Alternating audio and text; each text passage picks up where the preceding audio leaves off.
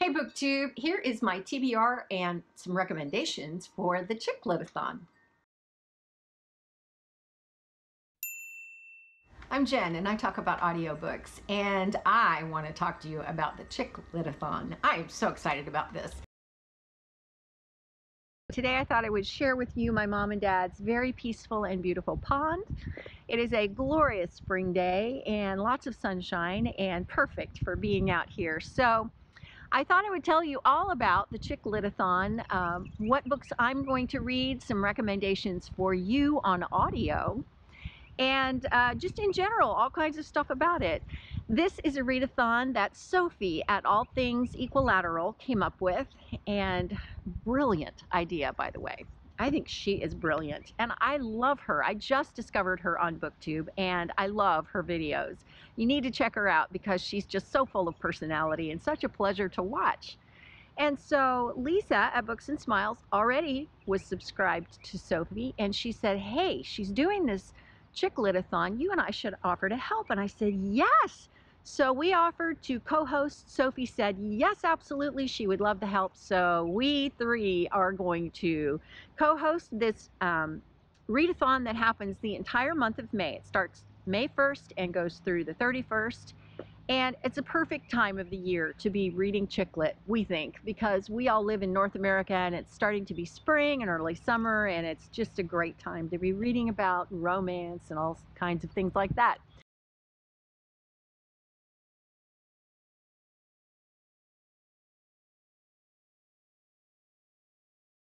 Now, I had to look up what chick-lit is, actually, because I went to pick out books and I thought, am I doing this right? Chick-lit is defined by Google as women's fiction, or fiction that appeals to women. There you go. Wikipedia got a little more specific in that they said that usually there is a woman as the main protagonist and it dealt with women's issues. So there you go.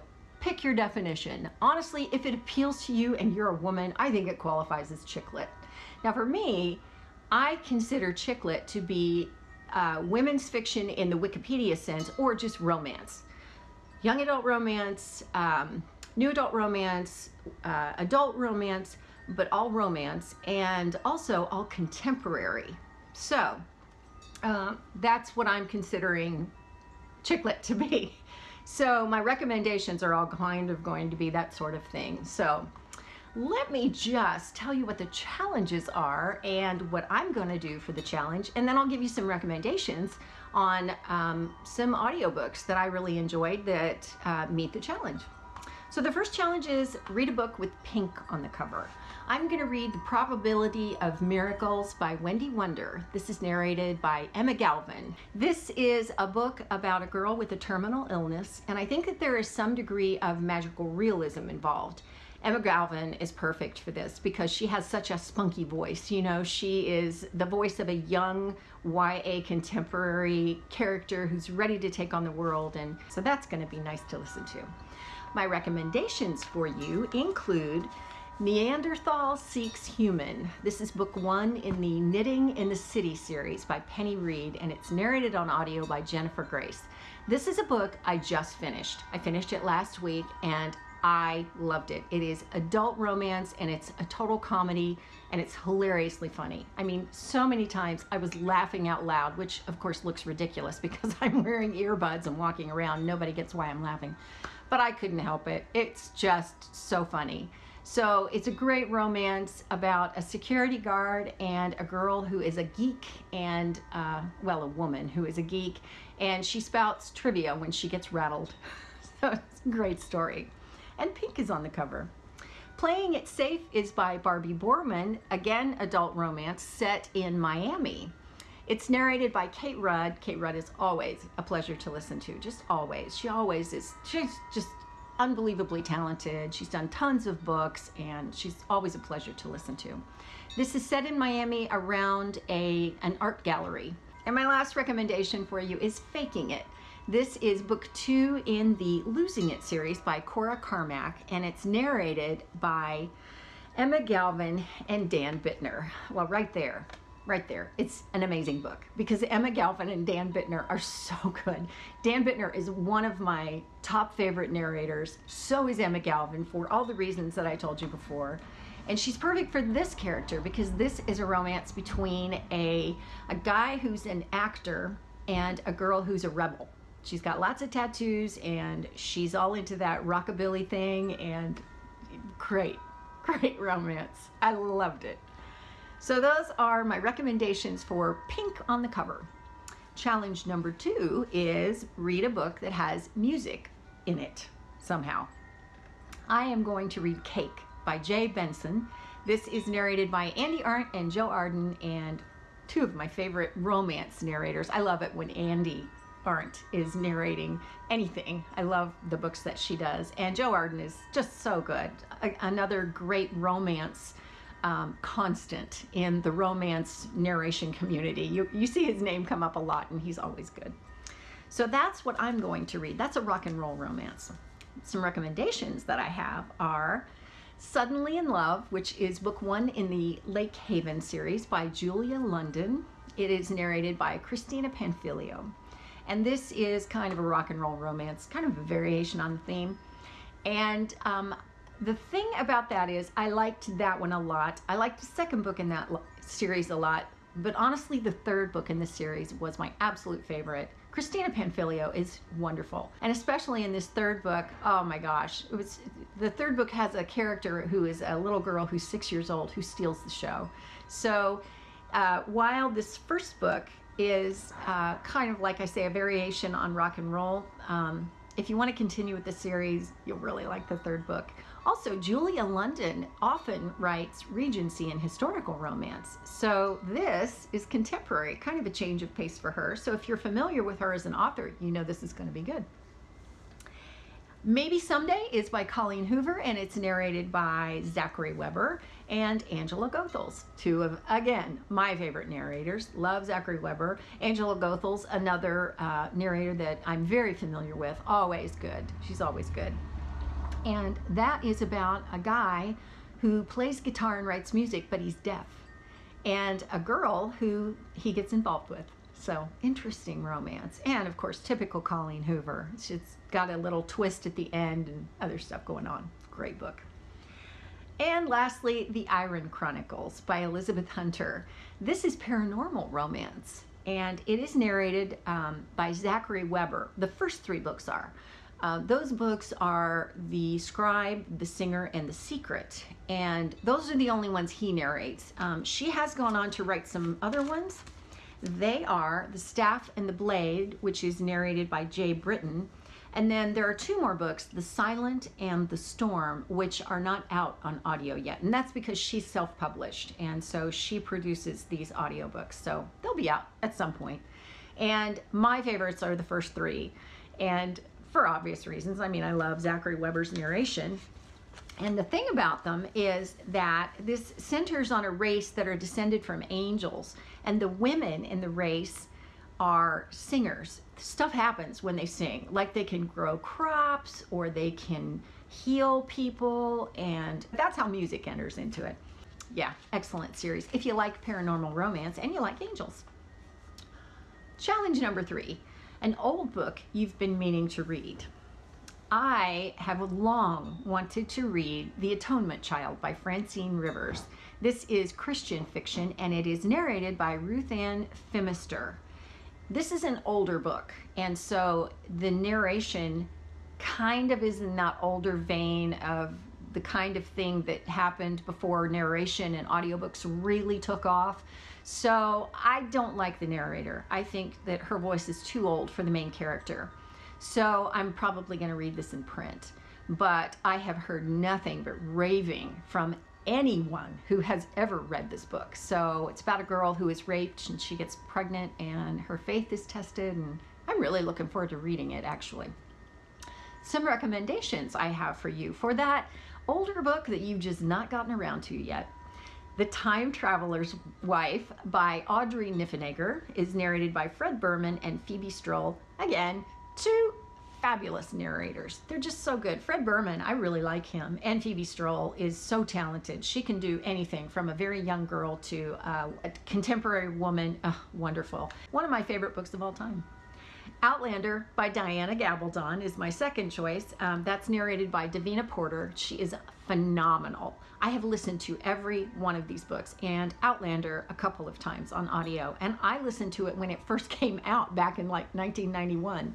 Outlander's all over the place. Yeah, Claire and Jamie. And my last recommendation for a book that is older, but you just haven't gotten around to it yet, is the In Boonesboro series by Nora Roberts. Of course, Nora Roberts is so prolific and she writes all kinds of stuff, very popular. This series is narrated by MacLeod Andrews, who is probably tied with Zachary Weber for my absolute favorite narrator of all time. He's so talented. That guy is so talented. And this is kind of a departure for him because it's romance. There are 3 books in this series. They are The Next Always, The Last Boyfriend, and The Perfect Hope. And they center around an inn that is being built by some brothers. And it's the women that they get involved with. And there's a little bit of a ghost story going on in there just for fun. Challenge 4 is read an author who's written a lot, who is a prolific author, but you haven't tried them yet. So for me, I am gonna cheat. Yeah, I always have to cheat a little bit. I'm gonna read The Substitute, which is book 1 in the Wedding Pact series by Denise Grover Swank. This is narrated by Shannon McManus, and Lisa at Books and Smiles will tell you that Shannon McManus, she and I love her. Shannon McManus is so talented. Anytime I see her name, I know it's going to be fantastic. I just love her narration. I love her voice. I love the way she does it, everything about it. Now, I've read one other book by Denise Grover Swank, and it was a long time ago, like, I don't know, probably 5 years ago. So because it was a long time ago and it was only one book, I'm going to call that one somebody that I haven't really tried yet. I'm not familiar with her writing, so, and she's written a lot of stuff. Here's some recommendations, though. The Lucky Harbor series by Jill Shalvis. Now, this is a series of 12 books, and It's in His Kiss is book 10, and that is narrated by Suela Elatar, and it is my absolute favorite of the series. The thing about this series is that it's set in a town in the Pacific Northwest, and all of the characters in the town reappear in every book. So my favorite book, book 10, centers around 3 guys that own a boating company. So I love that story. You know, Jill Shalvis at her best. Mariana Zapata, any of her books. If you have not tried her yet, you need to pick up one of her books. They're all narrated by Callie Dalton, and my favorite is The Wall of Winnipeg and Me. I reread this this year, and it's a sports romance about a football player and his assistant. Kristen Higgins wrote the Blue Heron series, and that is narrated by Exie Sands. Exie Sands is so distinct in the way that she narrates. You always know that it's her, and she's so good. And this series is absolutely fabulous. It's my favorite thing that Kristen Higgins has ever written. I want more books, and I think she's done with the series, but oh, they're such a pleasure to read. Kristen Higgins can write a scene like nobody's business. You just feel like you're right there watching, listening, and some are poignant, some are hilarious. So those books are The Best Man. Book 2 is The Perfect Match. Book 3 is Waiting on You, and that was my favorite of the series. Book 4 is In Your Dreams, and book 5 is Anything for You. They all center around a small tourist town in New England, and there is a vineyard nearby. And so some of the characters that are the primary characters are involved in the vineyard, or they are part of the family that owns the vineyard. Amy Harmon is a wonderful author that if you haven't tried, she's probably worth a try. She writes a lot of women's fiction, which isn't always romance, but is deep in that it covers a lot of social issues and just deeper topics. I have to tell you, she did write a fantasy called The Bird and the Sword. It's narrated by Trina Nishimura, and I really liked it because I really liked the way that she handled the main character and the main character's response to several things that happened. Book 2 in that series is The Queen and the Cure. It's narrated by Steve West. What else do I need to say? Steve West is fantastic. He's the British version of my favorite narrator. And I'm sure that is a wonderful follow-up. I haven't gotten to it yet, but I want to. Okay, on to challenge number 5, the last challenge, and that is to read a serious chick-lit novel. Well, we're not messing around here. We're getting all serious. Well, a serious chick-lit novel for me isn't necessarily a romance, but it is a book that deals with issues. So I have picked up After I Do by Taylor Jenkins Reid. This is narrated by Tara Sands. Love Tara Sands. I'm very familiar with her as a narrator and I love her narration. I always do. I always enjoy it. I picked this up yesterday and so I'm listening to it right now, and it's about two people. Their marriage hits the rocks basically. They decide to separate for a year, no contact between them, and then they'll come back together and decide if they want to stay married. Interesting stuff. Some recommendations that I have are The Sea of Tranquility by KATJA MILLAY. This is narrated by Kirby Hayborn and Candace Thaxton. Oh my gosh, that book blew me away. It is YA and it is contemporary and it's hard to describe. So I'll let you read the synopsis on Goodreads, but it was very moving. So excellent book. And Kirby Hayborn and Candace Thaxton too. Kirby Hayborn, again, another one of my favorites, which is why I'm telling you about him. So really, really well narrated. That only adds to the story. It Ends With Us is by Colleen Hoover, and that is narrated by Olivia Song. Now, this is not a book that I enjoyed. I didn't rate it very highly, but so many people who read it, it resonates with them and they love it. And so that's the reason that I'm recommending it to you. It deals with spousal abuse. And so I had a lot of problems with it, but you know what? That was me. I think that it's probably worth recommending to you. 738 Days is by Stacey Cade, and it's narrated by Andrew Iden and Shannon McManus. And that is YA. That's such an interesting premise. It's about a girl who at 15 is kidnapped and held hostage by a crazy guy who locks her in her room and treats her like a little girl and abuses her, obviously, and chains her up. And her only way of coping is to talk to the imaginary guy who's in the poster on the wall. And it's a poster of a guy that's in a very popular TV show, kind of a teen heartthrob. And so that's how she is able to cope. She'll have these conversations with the poster, like an imaginary conversation. And she finally gets rescued after 738 days, which is a long time. And then the heartthrob meets her. And so we go from there. Interesting premise. I really liked this one. I thought it was well narrated and well done, and I would highly recommend it to you. I think yeah. Actually, if you read that, let me know what you think, because it's one of those things that could go either way. You know, it could be really great or really terrible. And then the last recommendation I have for you is Stinger by Mia Sheridan. This is narrated by Maxine Mitchell and Brian Polino. And I have to tell you, that book was such a shocker for me because it's the romance between a woman who is an attorney and a porn star.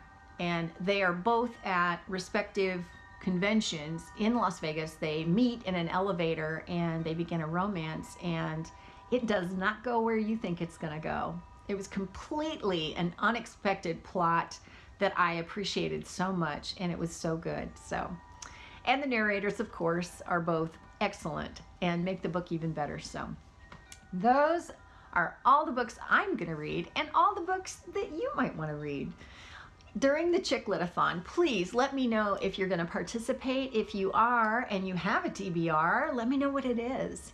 And don't forget, we're going to use the hashtag CHICK-LIT-ATHON on Twitter, and we'll probably be talking on Goodreads, and we may even do a live show some point, kind of mid-month. I think that would be a lot of fun, so be looking out for that. And that's it. for the Chick-lit-a-thon information. All of the videos for Lisa and Sophie are linked below. And that's it for now for me. I will see you next time. Thanks for watching.